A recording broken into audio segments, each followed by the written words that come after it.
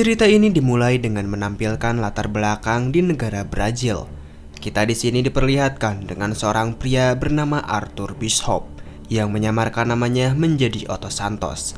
Saat itu, ia sedang bersantai menikmati minuman serta pesta yang sedang berlangsung.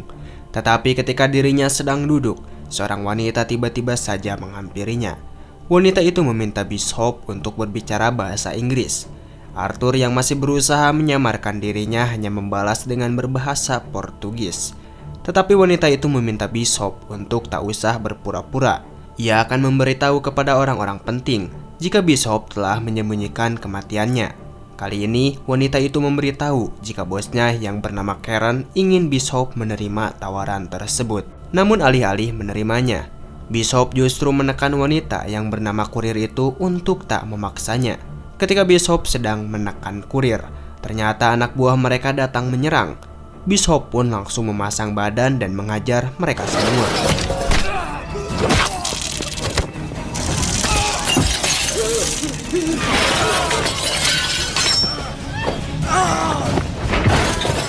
Kemudian ia langsung kabur dengan cara melompat menuju sebuah kereta gantung.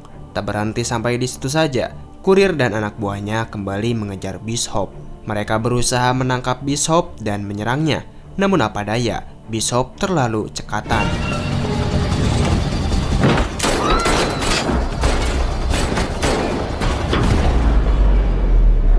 Ia langsung melompat pada sebuah paralayang yang sedang melaju.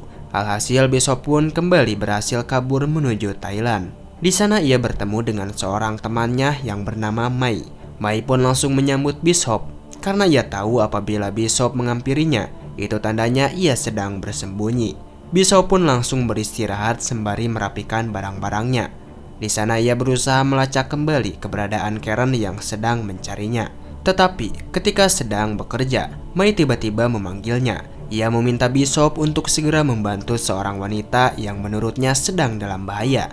Awalnya Bishop tak mau berurusan dengan hal yang menurutnya tak penting, tetapi karena Mai memaksanya, akhirnya Bishop dengan terpaksa pergi menggunakan perahu kecil. Ia lalu menyusup masuk ke dalam sebuah perahu yang sedang berlayar. Terlihat seorang pria mabuk yang berusaha untuk memperkosa seorang wanita. Bishop meminta pria bernama Frank untuk segera menghentikan aksinya.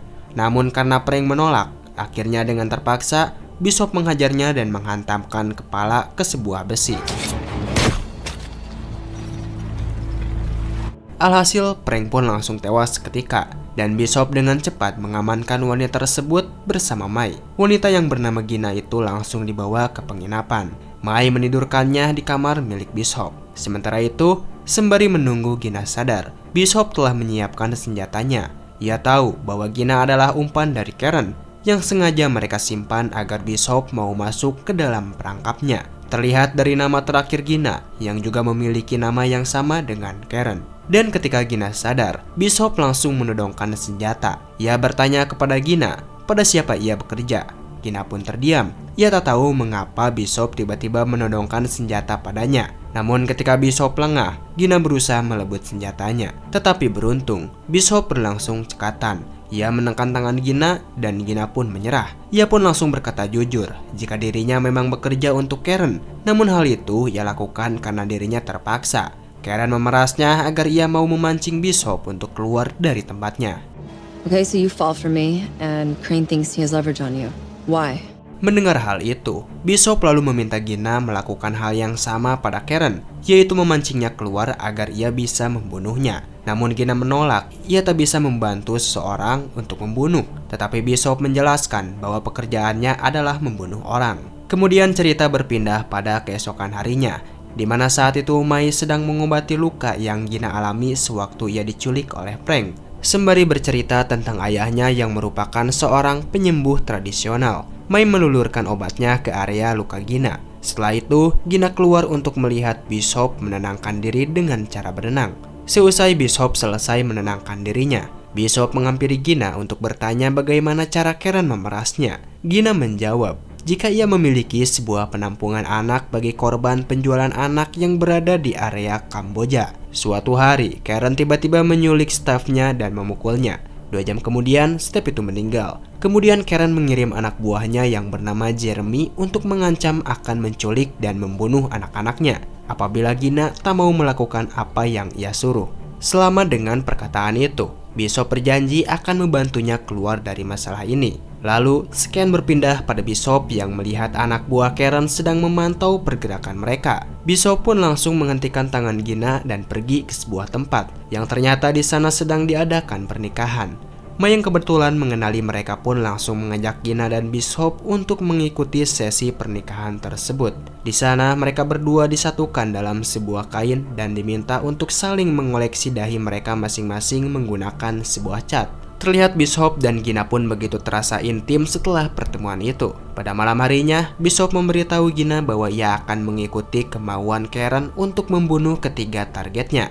Dan pada pagi hari akan ada orang yang menjemput Gina menuju Pulau Utara. Keesokan harinya memang benar, terdapat beberapa anggota polisi yang tiba-tiba mengepung mereka berdua. Karen pun pura-pura mengajar mereka agar Gina merasa seperti diculik. Lalu setelah Gina dibawa oleh mereka semua, Bishop langsung menghampiri Karen di kediamannya. Sebelum ia menemui Karen, Bishop melalui pemeriksaan yang sangat ketat. Kemudian setelah itu Karen menyambutnya sebagai pembunuh terbaik saat ini. Karen benar-benar sangat mengidolakan seseorang seperti Bishop. Tanpa banyak bicara, Karen langsung membicarakan tujuannya. Target pertama yang harus Bishop bunuh adalah seorang pria bernama Krill. Ia merupakan pedagang senjata terbesar di Afrika. Kini, Krill sedang berada di suatu penjara yang berada di daerah Penang, Malaysia. Ia selalu dikelilingi oleh anak buahnya selama 24 jam, yang membuat misi kali ini akan sangat sedikit sulit. Terlebih untuk masuk ke dalam penjara tersebut, Bishop harus cerdik, karena tak ada yang berani kabur dari penjara yang dikelilingi oleh laut penuh hiu.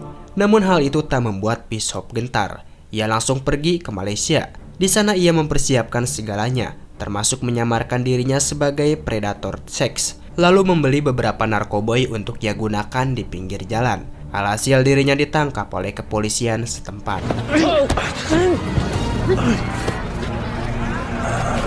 Ketika kepolisian setempat melihat paspor milik Bishop, mereka langsung menangkapnya dan membawanya ke penjara.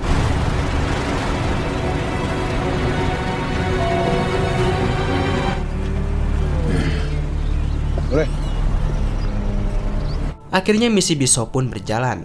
Bersama seorang pria tua, Bishop memintanya untuk memberitahu informasi terkait Krill. Pria tua itu memberitahu bahwa dahulu Krill adalah seorang algojo. Ia juga memiliki anak buah yang merupakan pembunuh terbaiknya. Tetapi semua itu berubah ketika anak buahnya justru sangat ingin membunuh Krill setelah Krill menyia-nyiakan anggota keluarganya. Dari situlah Bishop mempunyai celah. Setelah memperhatikan cukup lama dan menantikan momen tersebut, akhirnya Bishop berhasil mendekati Krill dengan membunuh anak buah Krill yang ingin membunuhnya.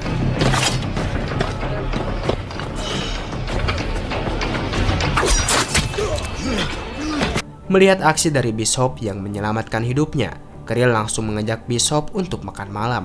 Bishop pun disambut dan diberitahu bahwa setiap minggunya puluhan penyerangan terjadi di penjara, yang semuanya tertuju pada dirinya sendiri. Ia juga bercerita bahwa apabila ia telah keluar dari penjara, ia akan mengekspansi bisnisnya keluar Afrika, dan mungkin saja ia memiliki pekerjaan untuk Bishop.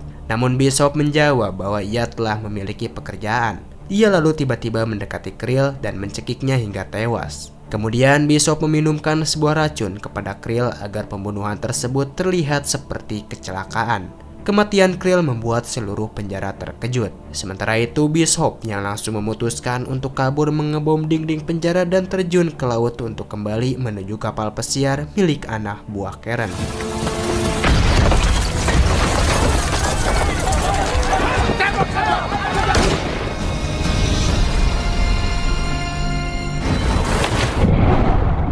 Berhasil membunuh target yang pertama. Kini target kedua yang harus Bishop bunuh adalah seorang pria bernama Adrian Koch. Seorang pria kaya yang mendapat penghasilan utamanya dari pertambangan dan perminyakan. Namun tak semua orang tahu jika Adrian juga memiliki bisnis di bidang penjualan manusia, terutama di perdagangan seks di bawah umur. Ia memiliki sebuah rumah mewah di apartemen yang dilengkapi dengan jam keamanan terketat. jadi sangat sulit bagi Bishop untuk menembusnya. Adrian tinggal di sebuah apartemen yang berada di kota Sydney. Bishop yang telah tiba di sana langsung memotret dan mencari celah bagaimana cara ia membunuh Adrian namun tak terlihat seperti pembunuhan. Bishop pun lalu pergi ke dalam apartemen. Di sana, ia berpura-pura ingin membeli satu buah unit apartemen di dekat kamar Adrian. Tetapi ketika sang agen properti mengangkat telepon yang telah Bishop bajak, ia langsung memotret kunci apartemen tersebut dan langsung menduplikatnya di tempat persembunyiannya. Berhasil menemukan kunci tersebut, Bishop dengan cepat meretas kembali kamar yang telah ia siapkan, lalu merayap naik ke atas hingga menuju gedung apartemen milik Adrian.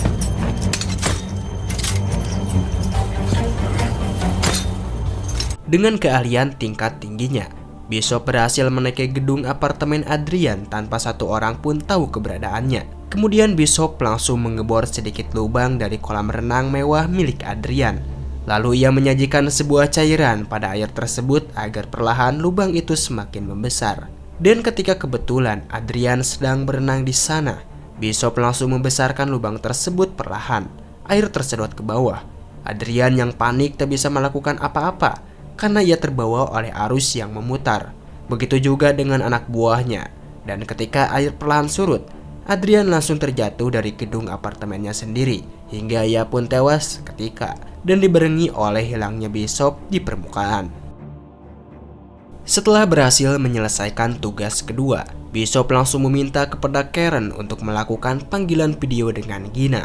Gina yang saat itu tengah berada di kapal pesiar milik Karen memberitahu Bishop jika jam tangan ayahnya yang ia titipkan kepadanya tak berfungsi. Namun tak ada yang menyadari jika ternyata Gina sedang memberikan kode kepada Bishop.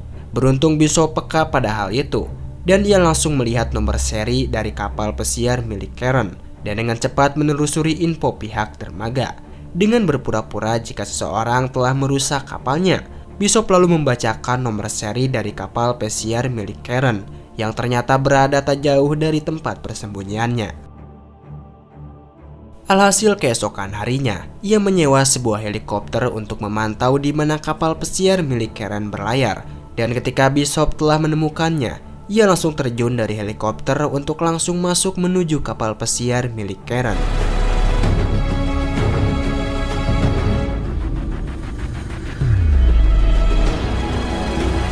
Setibanya di sana, Bishop langsung berhadapan dengan puluhan anak buah Karen. Ia menghajar mereka semua dan membunuh beberapa dari mereka.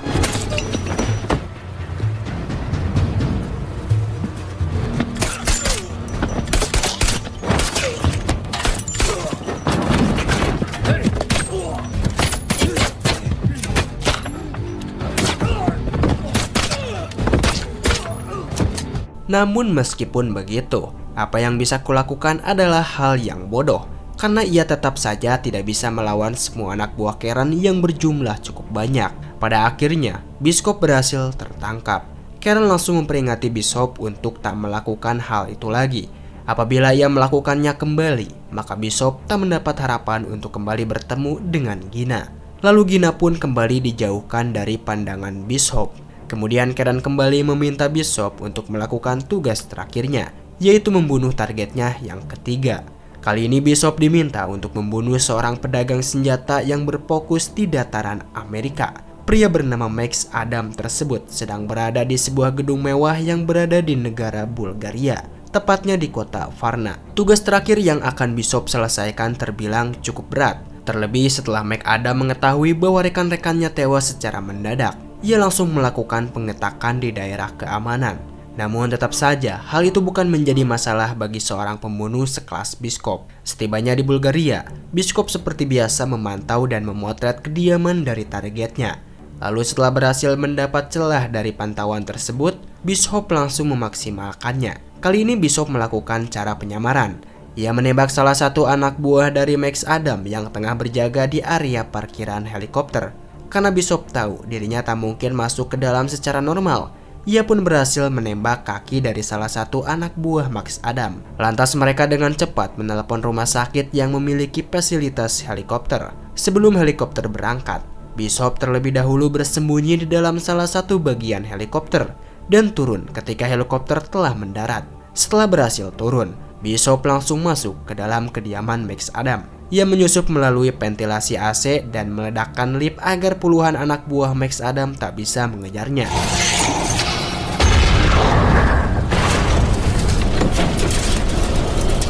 Karena kerusakan pada AC tersebut, para anak buah Max langsung meminta bosnya segera pergi ke kantornya.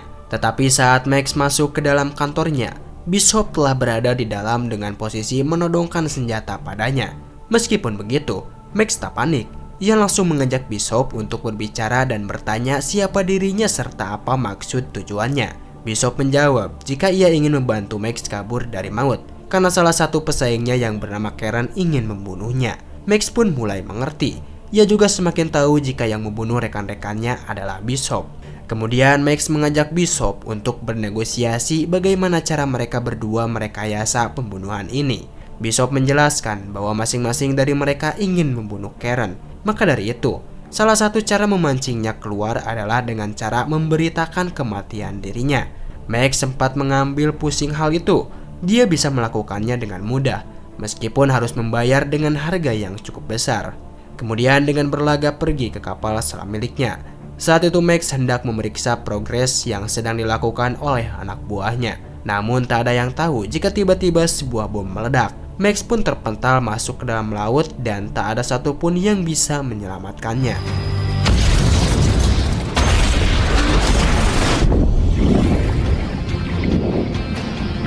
Berita pun menyebar dengan cepat. Salah satu orang yang melihat berita itu adalah Karen. Kemudian scan berpindah kepada Bishop, yang ternyata telah menyelamatkan Max terlebih dahulu. Setelah mereka berdua keluar dari lautan, Bishop langsung meminta Max untuk bersembunyi terlebih dahulu selama beberapa hari.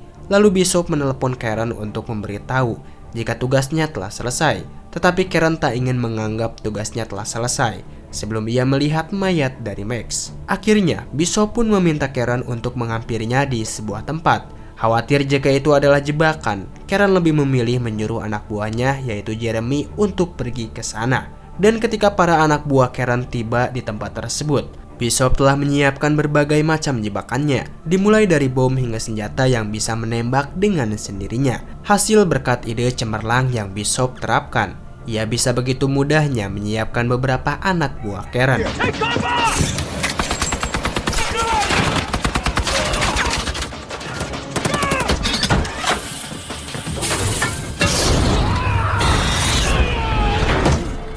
Karen yang juga melihat kejadian itu berkat kamera yang dipasang oleh Jeremy pun langsung menyiapkan prosedur keamanan. Ia meminta pada anak buahnya untuk menjaga serta mengawasi lautan apabila mereka melihat keberadaan Bishop.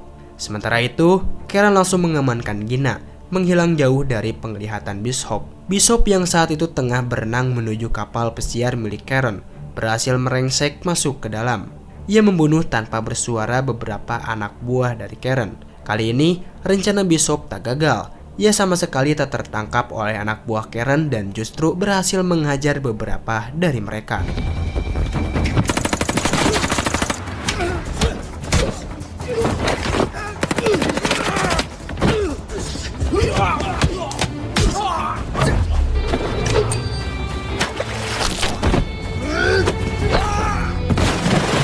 Gina juga turut membantu rencana dari Bishop dengan cara memberontak, tetapi Gina harus tertembak oleh senjata. Beruntung ia masih bertahan, hingga akhirnya Bishop berhasil membunuh seluruh anak buah Karen. Tetapi sebelum itu, ternyata Karen telah menyiapkan senjata terakhir, yaitu mengaktifkan bomnya yang akan menghancurkan kapal miliknya sendiri. Meskipun begitu, Bishop tak membiarkannya kabur. Ia langsung mengajar Karen dan mengikatnya menggunakan rantai agar ia bisa memakan senjatanya sendiri. Kemudian, ketika bom waktu perlahan mundur, Bishop memasukkan Gina ke sebuah tempat agar ia bisa terpental menuju laut dan aman. Sementara Bishop, ia tak bisa lari kemana-mana, hingga kapal pesiar pun meledak, menewaskan semua penumpang yang ada.